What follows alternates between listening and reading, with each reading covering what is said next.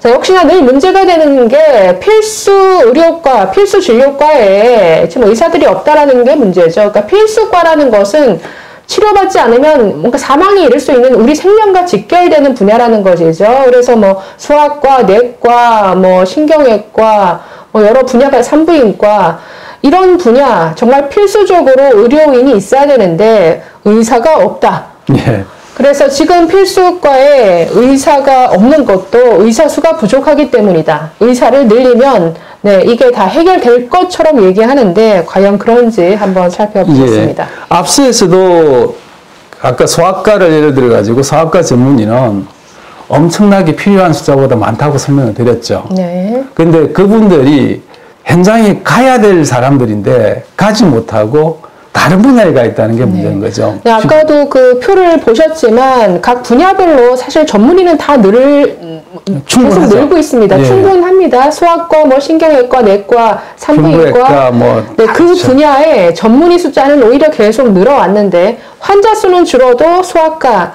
네, 는 거 여러분 아마 보셨죠? 표 한 번 더 보실까요? 자, 보시는 것처럼 환자 수는 네, 줄어들었습니다만 소아과 오히려 의사 수는 저만큼 늘어났다라는 것을 보실 수 있습니다. 자, 그럼에도 불구하고 네, 여러분 소아과 네, 사실 동네에서 왜 그러면 이렇게 이제 이렇게 필수 의료 분야에서 의사 수가 부족하다는 이야기가 네. 나오는지 이걸 설명드리기 전에 좀 이해를 돕기 위해서 우리나라 건강보험제도의 역사를 조금 살펴볼 필요가 있다고 보거든요. 근데 우리나라 그 건강보험이 도입된 게 1977년, 그러니까 박정희 정부 시절입니다. 네. 그때 도입되기 시작했는데 초기에는 우리나라 국민들이 이제 미래를 대비해서 보험을 들 수 있는 그런 굉장히 여건이 안 되다 보니까 정부 입장에서는 이미 보험제도는 도입해야 되겠고 그러다 보니까 약간 강제성이 있었습니다. 근데 이제 보험을 들 수 있는 여건이 되는 이제 그 계층을 살펴보니까 대기업이었어요. 대기업을 직장에 가지고 있는 이제 종업원들. 이 사람들을 대상으로 해가지고 그 건강보험을 가입하게 만들었는데 네. 그 시즌만 하더라도 그렇게 이유가 있지 못하다 보니까 정부 입장에서는 기업이 건강보험의 절반을 대고 그 다음에 종업원이 절반이 되는 쪽으로 해서 유도를 한 거죠. 네. 유인을 한 거죠. 네. 이제 그렇게 하긴 했는데 그럼에도 불구하고 또 문제가 있었어요. 의료비가 비싸면은 건강보험이 남아나지를 못하지 않습니까? 그렇죠. 예, 양쪽에서 내더라도. 그래서 그때 어떻게 했냐면 의료 수가를 낮췄어요. 네.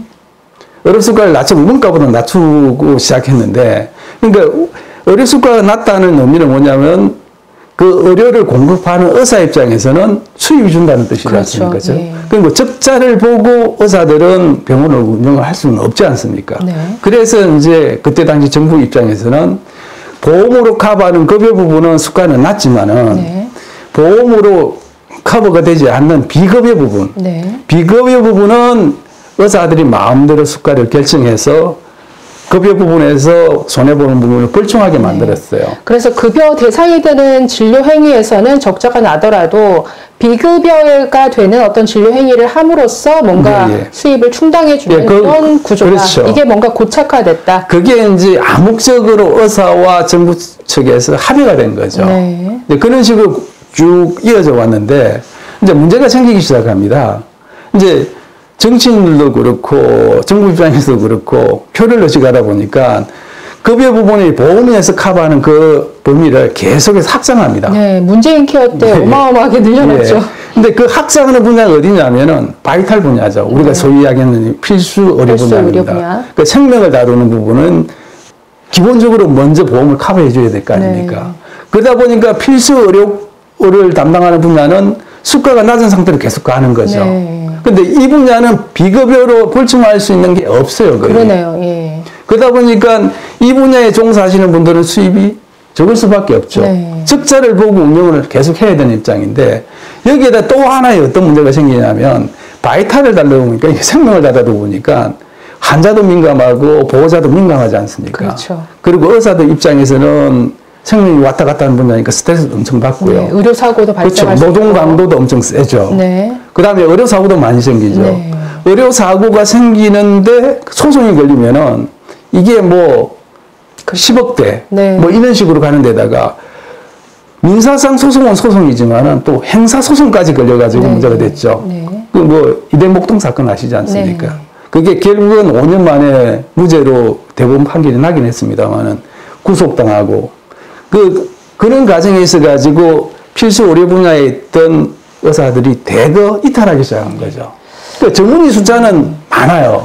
그런데 여기에 계속해서 내가 업을 지탱할 수 있을까 고민을 하기 시작하면서 이탈하니까 등록된 전문의들은 많고 배출된 전문의는 많지만은 실제 있어야 될 현장에는 없어진 거죠.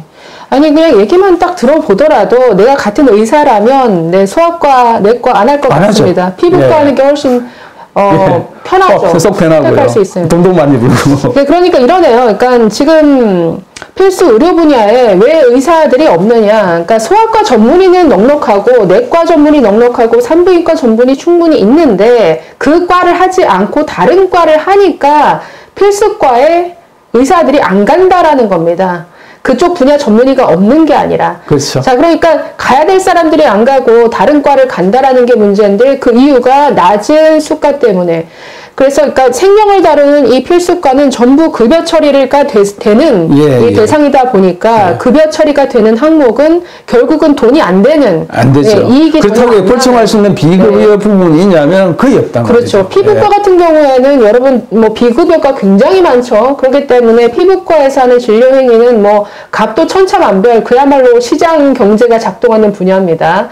그런데 필수과, 뭐 내과, 산부인과, 소아과 오시면 비급여 대상이 되는 진료 행위가 별로 없죠. 그러니까 그래서 다 급여 처리되는 항목이고 결국은 돈이 안 되는 분야만 있다 보니까 소아과에서는 산부인과에서는 결국은 남는 수익이 없다. 그러니까 의사 입장에서는 당연히 손해보는 장사는 안 하려고 하겠죠. 그래서 결국은 기피하게 된다. 의사들도 한 사람의 생활이지 않습니까? 그렇죠. 자, 그래서 결국 뭐 이런 낮은 수가 장사가 안 되기 때문에 게다가 생명을 다루다 보니까 여러 가지 민형사 소송에 노출되고 또 역시나 아이들, 엄마들과 어떤 뭔가 민원성 계속 시달리게 되죠. 이런 민원에 시달리게 되고 어떤 감정 노동이 어떤 심한 분야다 보니까 결국 여길 가지 않고 뭐 피부과를 간다든지 이탈이 되네요. 그래서 그렇죠. 글쎄 현재 상태에서는 정말 필수 의료 굉장히 이 뭐 수가를 엄청나게 높여주지 않는 한 뭐 앞으로도 계속 부족할 것 같습니다. 그렇죠. 이게 의대 정원을 정원시켜가지고 의사 수를 많이 만든다고 해결될 문제가 아니라는 거죠. 원인이 그런 거니까. 네, 그러면 단순히 그냥 의사 수만 늘린다고 해서 필수과 갈 사람들이 뭐 가느냐 그게 아니다. 그래서 다른 문제가 함께 논의가 되고 해결되어야 이 문제는 해결될 그렇죠. 것이다. 지금 원인이 크게 봐서 세 가지 나왔지 않습니까? 그렇죠. 저수가, 네. 그 다음에 이제 의료 사고 문제, 그 다음에 강도 높은 스트레스. 네. 스트레스가 높은 부분은 이 부분들은 뭐 사명감으로 해소한다 치지만은 저수가 부분하고 민행사상의 소송 문제에 대해서는 네네. 자유롭게 해줘야 된다는 거거든요. 그렇죠. 그러면 딱 그 두 가지만 해결해주면 전 문제는 해결이 돼요. 네. 일본같이 지금 필수 의료 분야의 수가를 4배 정도, 지금보다 4배 정도 하면은 한 일본 정도 수준이 다르거든요. 네. 다 다르는데 그 정도 올려주고요. 그 다음에 이제 민행사상 소송 부분도 글로벌 스탠더로 정도만 해주면 돼요. 더 해달라는 게 아닙니다. 지금 의사 측에서도요. 네. 그 수준만 해주면 그 필수 의료 분야의 문제는 깔끔히 해결이 됩니다. 그러니까 다른 문제를 해결해야 되는데 자꾸만 의대 정원에만 매달리다 보니까 어떤 원인에 대한 제대로 된 해결이 되지 않는 것 같습니다. 앞에 그 독이 나오는 그 표 있죠. 네네. 그 표를 보시면은 조금 쉽게 이해가 될 겁니다. 이제 의사 측에서는 새는 그 독을 막아야 물이 차는데 정부 입장에서는 그거 터진 독은 수리하지 않고 그냥 물만 부으면은 언젠가는 네. 차질 거라고 생각하는 거거든요. 네. 그게 잘못됐다는 거죠. 그러니까 계속 붓더라도 빠질 수밖에 그러니까 없는 지금 독이 되겠죠. 계속해서 물을 붓다 보니까 1급수 붓다가 1급수 없으면은 2급수 붓고 2급수 부으면 3급수 붓게 되지 않습니까? 그럼 나중에 사는 용수까지 부어야 된다는 거죠. 그러면 물에 차더라도 그 물의 질은 어떻겠습니까? 네. 점점 나빠지죠. 네, 오히려 의료 수준이 떨어질 수밖에 떨어질 없는 수밖에 거고. 없다. 네, 그래서 정확한 원인과 그에 따른 진단이 있어야 되는데 원인은 다른 데 있는데 자꾸만 의사 정원 늘려서 해결하려고 하다 보니까 이 문제가 해결되지 않는 것 같습니다.